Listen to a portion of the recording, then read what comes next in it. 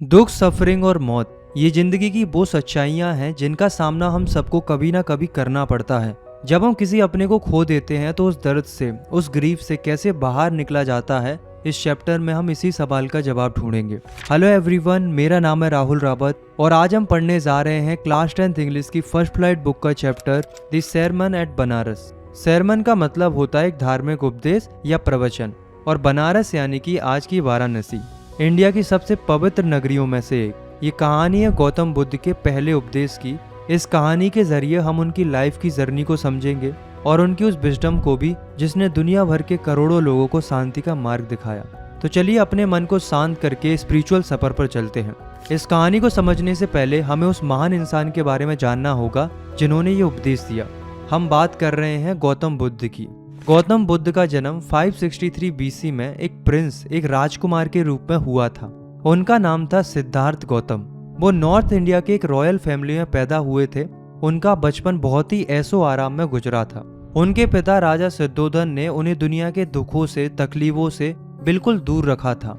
उन्हें इस तरह से पाला पोसा गया था जैसे दुनिया में दुख नाम की कोई चीज ही ना हो। He was shielded from the sufferings of the world. उनके लिए एक शानदार महल बनवाया गया था जहां हर मौसम के लिए अलग अलग सुविधाएं थी। 16 साल की उम्र में उनकी शादी एक सुंदर सी राजकुमारी यशोधरा से कर दी गई। उनका एक बेटा भी हुआ, राहुल।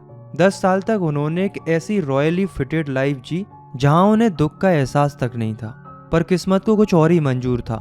जब वो 25 साल के हुए तो एक दिन वो शिकार पर जा रहे थे। रास्ते में उन्हें कुछ ऐसे दृश्य दिखे जिन्होंने उनकी जिंदगी हमेशा के लिए बदल दी। इसे दी 4 साइट्स के नाम से जाना जाता है। सबसे पहले उन्होंने एक सिक मैन यानी कि एक बीमार आदमी को देखा। उसका शरीर कमजोर था, वो दर्द से कराह रहा था। फिर उन्होंने एक एजेड मैन यानी कि एक बूढ़े आदमी को देखा। उसका शरीर झुक चुका था, चेहरे पर झुर्रियां थी। फिर उन्होंने एक फ्यूनरल प्रोसेशन यानी कि एक शव यात्रा देखी। लोग एक बेजान शरीर को ले जा रहे थे, रो रहे थे। ये उनकी मौत से पहली मुलाकात थी। आखिर में उन्होंने एक मॉन्क बेगिंग फॉर आर्म्स यानी कि एक मॉन्क को भीख मांगते हुए देखा। उसके चेहरे पर कोई दुख नहीं था, एक अजीब सी शांति थी। इन नज़ारों ने प्रिंस सिद्धार्थ को अंदर तक हिलाकर रख दिया। उन्हें पहली बार एहसास हुआ कि उनकी ऐशो आराम की जिंदगी एक झूठ है। असली दुनिया तो दुख, बीमारी, बुढ़ापा और मौत से भरी हुई है। उसी रात उन्होंने एक बड़ा फैसला लिया। उन्होंने अपने महल, अपनी पत्नी, अपने बेटे, अपना राजपाट सब कुछ त्याग दिया और वो ज्ञान की, एनलाइटमेंट की खोज में निकल पड़े। इस घटना को द ग्रेट रिनंसिएशन कहते हैं, यानी कि एक महान त्याग कहते हैं। अगले 7 साल तक सिद्धार्थ एक सन्यासी की तरह भटकते रहे। वो अलग अलग गुरुओं के पास गए, उन्होंने कठिन तपस्याएं की, अपने शरीर को कष्ट दिया, पर उन्हें अपने सवालों का जवाब नहीं मिला। उन्हें शांति नहीं मिली। आखिर में वो बोध गया नाम की जगह पर पहुंचे। वहां वो एक बड़े से पीपल के पेड़ के नीचे बैठ गए। उन्होंने प्रतिज्ञा कर ली, ही बोर्ड to stay until enlightenment came. उन्होंने प्रतिज्ञा ली कि जब तक उन्हें ज्ञान प्राप्त नहीं हो जाता वो यहाँ से नहीं उठेंगे। 7 दिनों के मेडिटेशन के बाद उन्हें ज्ञान प्राप्त हुआ। उन्हें दुख का कारण और उससे मुक्ति पाने का रास्ता मिल गया। उस दिन के बाद से प्रिंस सिद्धार्थ बुद्धा बन गए। बुद्ध का मतलब होता है दी अवेकन्ड और दी एनलाइटनेड, यानी कि जिसे ज्ञान प्राप्त हो गया हो, यानी कि एक जागृत व्यक्ति। और वो पेड़ दी बोधि ट्री यानी कि ट्री ऑफ विजडम के नाम से जाना जाने लगा। ज्ञान प्राप्त करने के बाद बुद्ध ने सोचा कि वो इस ज्ञान को लोगों के साथ बांटेंगे और उन्होंने अपना पहला उपदेश, अपना पहला सरमन उस पवित्र शहर में दिया जिसे हम बनारस यानी कि वाराणसी के नाम से जानते हैं। ये शहर गंगा नदी के तट पर बसा हुआ है और हिंदू धर्म में इसकी बहुत मान्यताएं हैं। उनका ये पहला उपदेश उनकी सारी टीचिंग्स का सार यानी कि एसेंस है। इस उपदेश को उन्होंने एक दुखी माँ की कहानी के जरिए समझाया। अब हम आते हैं इस चैप्टर की दूसरी कहानी पर। यह कहानी है किसा गौतमी नाम की एक औरत की। किसा गौतमी का एक ही बेटा था और उसकी मौत हो गई थी। अपने बेटे की मौत की दुख में किसा गौतमी अपना होश खो बैठी थी। वो अपने मरे हुए बेटे की बॉडी को लेकर घर घर जा रही थी और लोगों से उसके लिए दवाई मांग रही थी। लोगों से देखकर कहते कि ये बेचारी पागल हो गई है, इसका बेटा तो मर चुका है। किसा गौतमी को किसी पर यकीन नहीं हो रहा था। वो ये सच स्वीकार करने के लिए तैयार ही नहीं थी। उसका बेटा अब इस दुनिया में नहीं है। तभी उसे एक समझदार आदमी मिला। उसने किसा गौतमी की हालत देखी और कहा कि मैं तुम्हें दवाई तो नहीं दे सकता, पर मैं एक ऐसे फिजिशियन, एक ऐसे वैद्य को जानता हूँ जो इसकी दवाई दे सकता है। किसा गौतमी ने खुश होकर पूछा, कौन है वो, बताएं। उस आदमी ने कहा, गो टू शाक्य मुनि दी बुद्धा। तुम शाक्य मुनि यानी कि बुद्ध के पास जाओ। किसा गौतमी दौड़ती हुई बुद्ध के पास गई और उनके पैरों में गिरकर रोने लगी। उसने कहा, lord and master, give me the medicine that will cure my boy. हे प्रभु, मुझे ऐसी दवाई दीजिए जो मेरे बेटे को ठीक कर दे। बुद्ध ने उसे देखा, उन्होंने उसके दुख को समझा, पर उन्होंने कोई चमत्कार नहीं किया। उन्होंने एक बहुत ही अजीब सी पर बहुत ही गहरी बात कही। उन्होंने कहा कि मुझे एक मुट्ठी सरसों के बीज ला कर दो। किसा गौतमी ने सोचा कि ये तो बहुत आसान काम है। उसने कहा कि मैं अभी लाती हूँ, पर तभी बुद्ध ने एक शर्त रखी।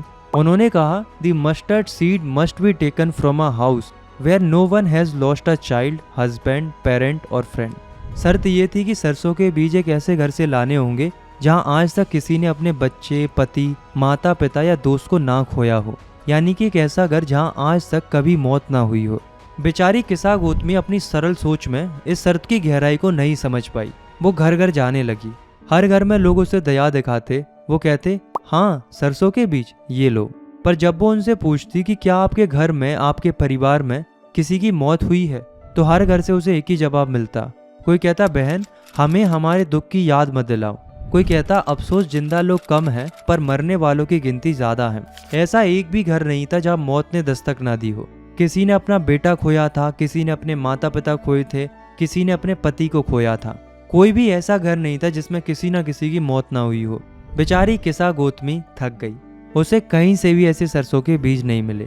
शाम को वो शहर के बाहर सड़क के किनारे बैठ गई। वो शहर की रोशनियों को देखने लगी।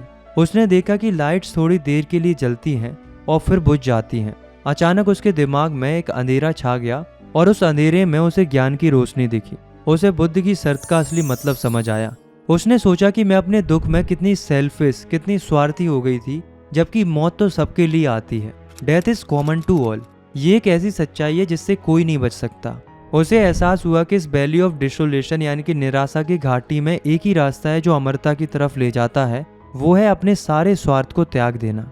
जब किसा गौतमी को ये सच समझ आ गया, तब बुद्ध ने उसे अपना उपदेश दिया। उन्होंने समझाया, the life of mortals in the world is troubled and brief and combined with pain. यानी कि इस दुनिया में नश्वर जीवों का जीवन परेशानियों से भरा है, छोटा है और दर्द से जुड़ा हुआ है। As if fruits are early in danger of falling, so mortals when born are always in danger of death. जैसे पके हुए फलों को गिरने का खतरा होता है, वैसे इंसान को पैदा होते ही मरने का खतरा होता है। As all earthen vessels made by the potter and in being broken, so is the life of mortals। जैसे कि कुम्हार के बनाई हुई मिट्टी के बर्तन आखिर में टूट ही जाते हैं, वैसे ही इंसान का जीवन है। बुद्ध ने आगे कहा कि रोने से या दुख मनाने से किसी को मन की शांति नहीं मिलती, उल्टा उसका दर्द और बढ़ता है और उसका शरीर भी दुखी होता है। तो अब शांति का रास्ता क्या है? तो इसके लिए बुद्ध ने कहा, He who seeks peace should draw out the arrow of lamentation and complaint and grief। यानी कि जिसे शांति चाहिए उसे अपने अंदर के शोक, शिकायत और दुख के तीर को निकालकर फेंकना होगा। जिसने इस दुख के तीर को निकाल दिया वो शांति पाएगा। He who has overcome all sorrow will become free from sorrow and be blessed।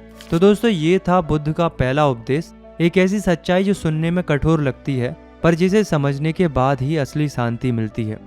ये चैप्टर हमें सिखाता है कि मौत जिंदगी का एक अनिवार्य हिस्सा है। It is inevitable. रोने से, दुखी होने से हम उस सच को बदल नहीं सकते। असली शांति एक्सेप्टेंस यानी कि स्वीकार करने में है। आई होप इस चैप्टर का ये गहरा ज्ञान, ये आध्यात्मिक ज्ञान आप तक पहुंचा होगा। अगर आपको कोई भी सवाल है तो कमेंट्स में जरूर पूछिएगा। और हाँ, एक काम जरूर से कर लेना, डिस्क्रिप्शन में दिए गए सनलाइट स्टडी के टेलीग्राम और इंस्टाग्राम पेज के लिंक्स पर क्लिक करके जरूर से ज्वाइन कर लेना। वहाँ पर आपको एक्सक्लूसिव अपडेट्स, नोट्स, टिप्स और स्पेशल सरप्राइजेस मिलेंगे जो कि होने वाले हैं सिर्फ आपके लिए। बाकी तुम समझदार हो, समझ गए होंगे कि तुम्हें क्या करना है। सो जल्दी जाओ, फॉलो करो, कनेक्टेड रहो, because big things are coming soon. बाकी मैं मिलता हूँ आपसे नेक्स्ट वीडियो में। तब तक के लिए टेक केयर, बाय बाय।